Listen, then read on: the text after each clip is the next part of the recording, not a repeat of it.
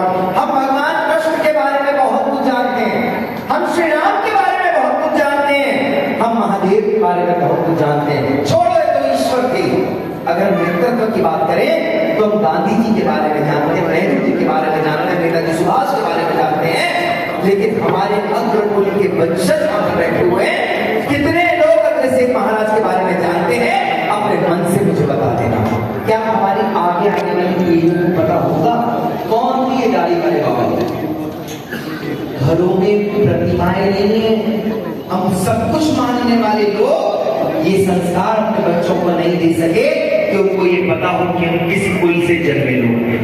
साहब बड़ी बातें हम लोग करते हैं, मोहम्मद ऐसे, मुस्लिम ऐसे, लेकिन मुस्लिम अपने धर्म के प्रति जितने कट्टर हैं ये आप लोग जानते हैं। पैदा होते ही बच्चे की सुन्नत हो जाती है, उसके बाद अगर बिटिया होती है तो उसको पर्दे में रहना सिखाते हैं, बेटा होता है तो जालीदार टोपी बचपन में उसके सर पर रख देते हैं। हमारे बच्चे तिलक तक लगाने के लिए तैयार नहीं है साहब, इसमें बच्चों का कोई दोष नहीं है, ये दोष हम लोगों का है जो हम सब कुछ बताते ये नहीं बताते कि हमारा कुल क्या है, हमारा वंश क्या है। अगर आप लोग इस वंश की बात सुनना चाहें तो एक बात मुझे अपने हाथों की तालीम करना है।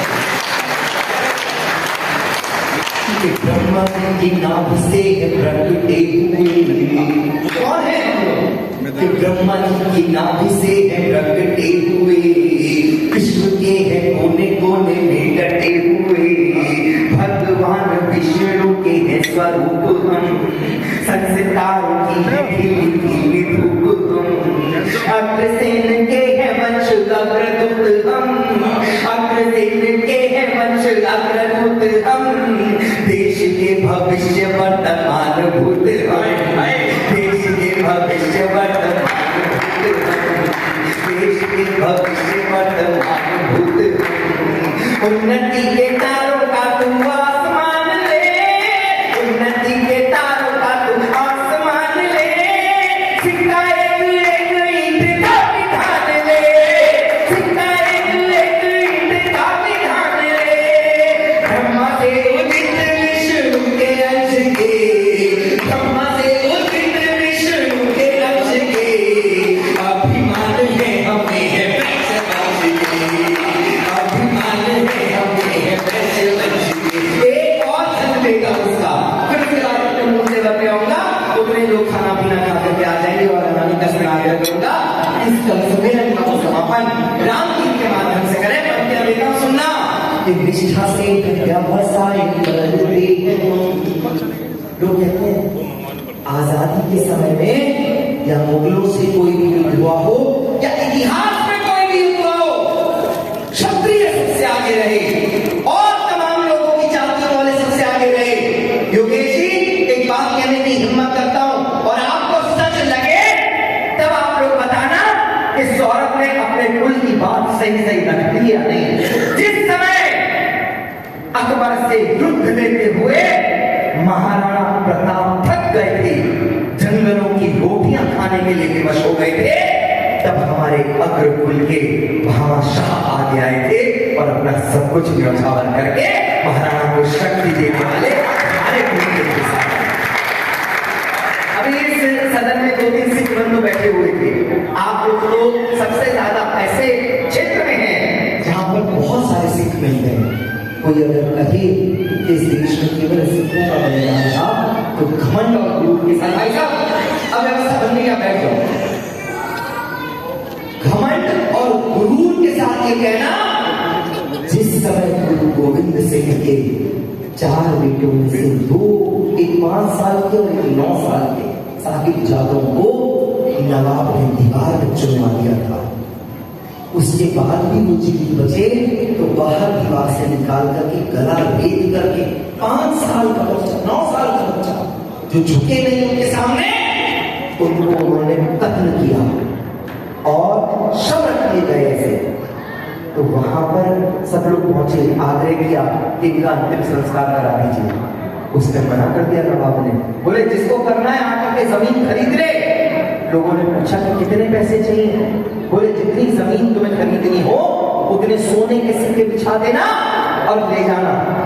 टोडरमल जैन हमारे अग्रकुल के वंशज वो आगे आए और उन्होंने नवाब को कहा कि साहब जितनी जमीन इन बच्चों को दफनाने के लिए चाहिए मैं अग्रकुल का वंशज देने को तैयार हूं। सोने के सिक्के बिछाए, अभी नहीं सुनना, सोने के सिक्के बिछाए।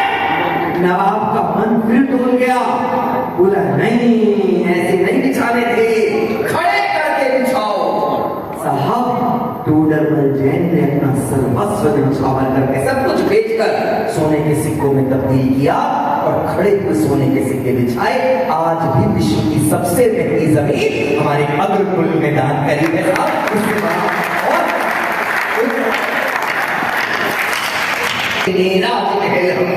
गोपाचल की हर प्रतिमा, गोपाचल की हर प्रतिमा जुल्मों की कथा सुनाती है।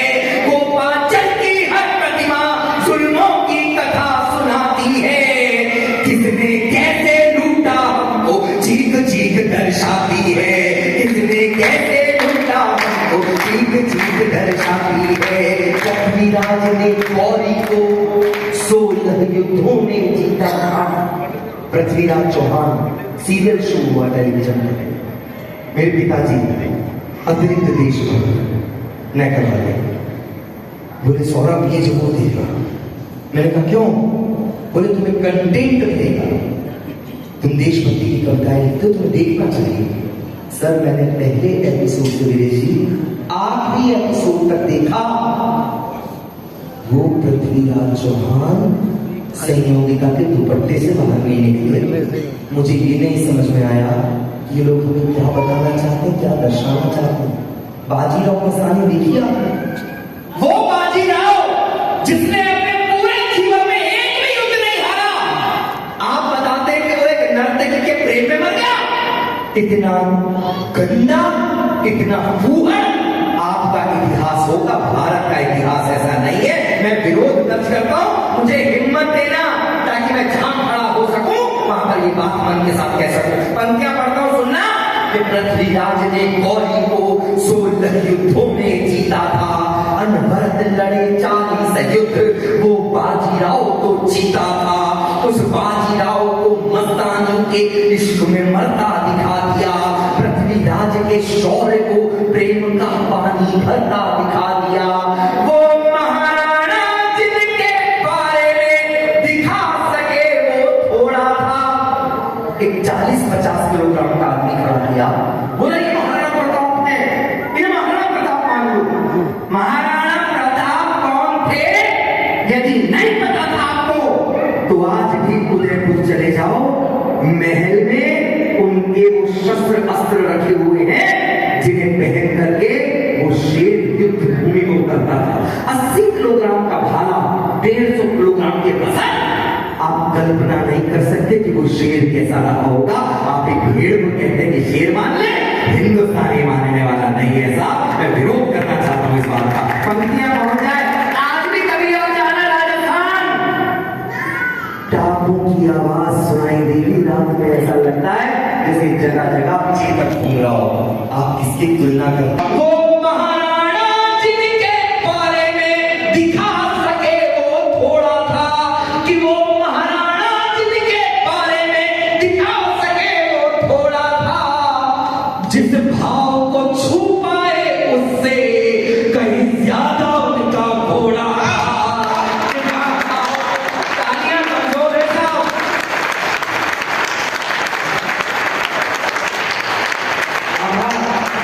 पंक्तियां पढ़ता हूं, सुनना बाबूजी, खाना तो खाई जाएगा।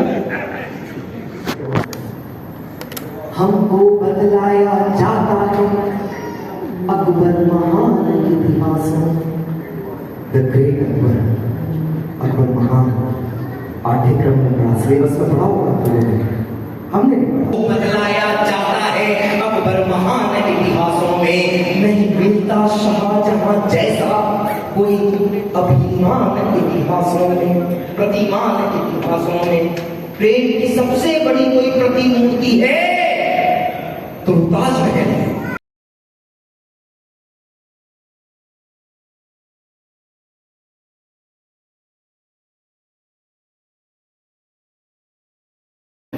और इसे सॉफ्ट कर दीजिए, मेरी आवाज एक बदलाव इस देश ने देखा, और वो बदलाव यदि आपने भी देखा हो तो मैं चाहती हूँ कि आपकी कर्तन ध्वनि मुझ तक आए, ताकि मैं इस तेवर को आपके बीच सुना सकूं।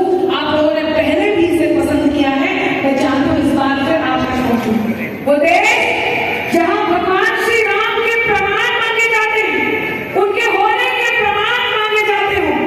मैं 4 पंक्तियां कहना चाहती हूँ, सुनिएगा कि खुद की खातिर जीते थे, अब देश में मरना सीख गए। खुद की खातिर जीते थे, अब देश में मरना सीख गए। मझधारों में कफन बांधकर लोग उतरना सीख गए, और कल तक जुगनू तक भी हमको धमका देते थे, पर अब आप तैयार हैं? कल तक जुगनू तक भी हमको धमका देते थे, पर अब हम सूरज से आंख मिलाकर बातें करना सीख गए।